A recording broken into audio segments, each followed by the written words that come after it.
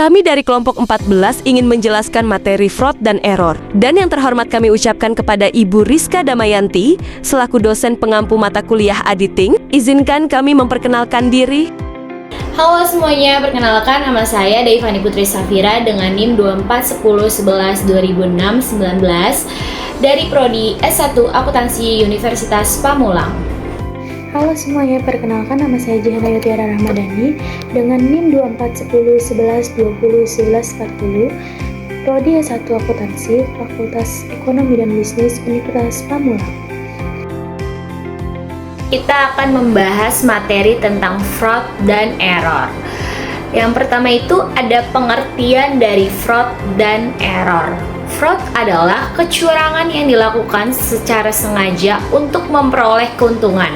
Sedangkan error merupakan kesalahan yang terjadi tanpa unsur kesengajaan. Perbedaan dari keduanya terletak pada niat pelaku, namun keduanya sama-sama dapat menurunkan kualitas laporan keuangan sehingga memerlukan pengawasan dan pengendalian yang baik. Selanjutnya ada jenis-jenis fraud.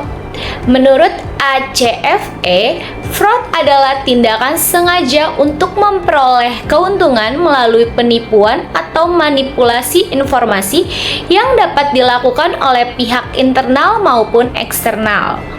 Fraud menimbulkan kerugian finansial, merusak reputasi, dan mengganggu pengambilan keputusan, sehingga perlu diklasifikasikan agar pengendalian internal dan audit dapat dirancang secara efektif. Selanjutnya itu ada jenis-jenis fraud. Yang pertama itu jenis fraud berdasarkan pelaku, yaitu ada employee fraud, yaitu kecurangan oleh karyawan operasional. Contohnya penggelapan kas dan pencurian aset. Yang kedua itu ada manajemen fraud, yaitu kecurangan oleh manajemen. Contohnya manipulasi laporan keuangan dan penyalahgunaan dana. Yang ketiga itu ada invest scam, yaitu penipuan investasi. Contohnya ada skema Ponzi dan proyek fiktif. Yang keempat itu ada vendor fraud, yaitu kecurangan oleh pemasok. Contohnya markup harga dan penagihan ganda. Yang terakhir itu ada customer fraud, yaitu kecurangan oleh pelanggan. Contohnya pemalsuan pembayaran. Selanjutnya itu ada jenis-jenis fraud berdasarkan tindakan. Yang pertama itu ada penyalahgunaan aset, yaitu pengambilan atau penggunaan aset perusahaan untuk kepentingan pribadi. Contohnya penggelapan kas, pencurian persediaan, dan manipulasi penggajian. Yang kedua itu ada kecurangan laporan keuangan, yaitu manipulasi laporan keuangan oleh manajemen agar kondisi perusahaan terlihat baik. Contohnya pencatatan pendapatan fiktif dan penyembunyian utang dan penghapusan biaya. Selanjutnya, jenis-jenis fraud yang terakhir itu ada korupsi, yaitu kecurangan dengan memanfaatkan kekuasaan atau jabatan untuk kepentingan pribadi. Bentuk-bentuk dari korupsi ada 4. Yang pertama itu ada penyuapan, yaitu pemberian atau penerimaan sesuatu bernilai untuk mempengaruhi keputusan. Yang kedua, ada konflik kepentingan, yaitu mengutamakan kepentingan pribadi di atas kepentingan perusahaan. Yang ketiga itu ada gratifikasi, adalah pemberian hadiah atau fasilitas sebagai balas jasa.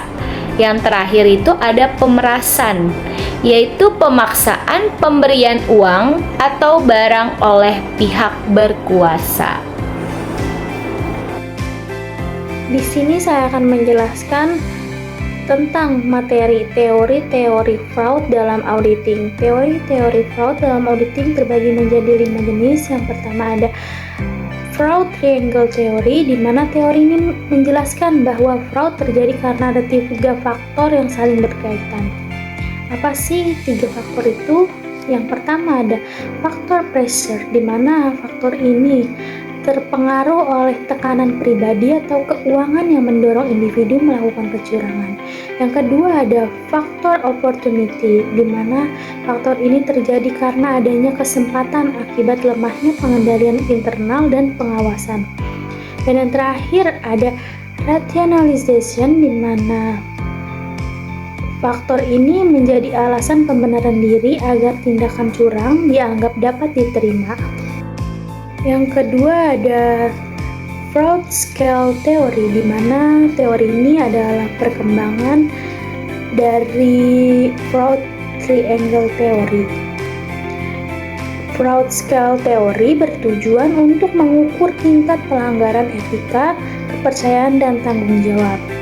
Teori ini juga menekankan bahwa integritas pribadi menentukan terjadinya fraud dan etika organisasi penting untuk pencegahannya.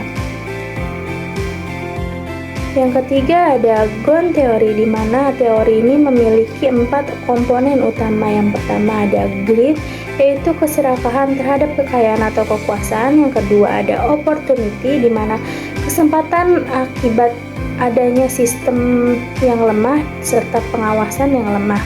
Yang ketiga ada need, yaitu artinya kebutuhan mendesak seperti tekanan ekonomi. Dan yang terakhir ada exposure, di mana rendahnya risiko tindakan fraud akan terungkap. Yang keempat ada fraud German theory, di mana teori ini dikembangkan lagi oleh Wolf dan Hermansen dengan menambahkan unsur kapabilitas sebagai faktor terjadinya fraud. Fraud ini menyatakan bahwa tekanan, kesempatan, dan rasionalisasi tidak cukup tanpa adanya kemampuan pelaku seperti keterampilan, pengalaman, keberanian, dan akses jabatan untuk melakukan kecurangan.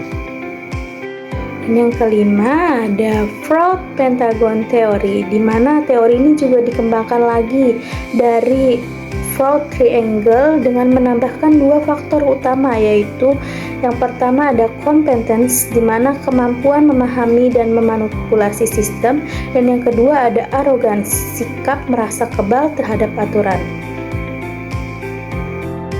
Di sini saya juga akan menjelaskan materi tentang cara mengatasi fraud dan error. Cara mengatasi fraud dan error bisa melakukan beberapa langkah berikut. Yang pertama ada penguatan pengendalian internal, di mana kita bisa melakukan pemisahan tugas, otorisasi yang jelas, dan dokumentasi yang memadai. Yang kedua ada peran audit, di mana kita menggunakan audit internal untuk deteksi dini dan audit eksternal untuk penilaian independen. Yang ketiga ada pemanfaatan teknologi. Untuk mencegah terjadinya fraud, kita bisa memakai sistem akuntansi, terkomputerisasi, dan analisis data. Yang keempat ada peningkatan sumber daya manusia, di mana kita bisa melakukan pelatihan etika dan budaya integritas terhadap karyawan pada perusahaan. Yang kelima ada penegakan kebijakan. Jika kita melihat seseorang melakukan tindakan kecurangan atau fraud, kita bisa memberikan sanksi tegas, dan jika kita melihat adanya error, kita bisa melakukan koreksi prosedur untuk mengatasi keeroran tersebut. Yang terakhir ada komitmen manajemen. Komitmen manajemen menekankan bahwa setiap anggota perusahaan harus memiliki keteladanan, pengawasan, dan komunikasi terbuka. Yang terakhir, kesimpulan dari materi fraud dan error adalah fraud dan error merupakan penyimpangan dalam auditing yang dapat menurunkan keandalan laporan keuangan, di mana fraud dilakukan secara sengaja, sedangkan error tanpa kesengajaan. Pencegahannya memerlukan pengendalian internal yang tepat dan peran audit yang efektif serta integritas sumber daya manusia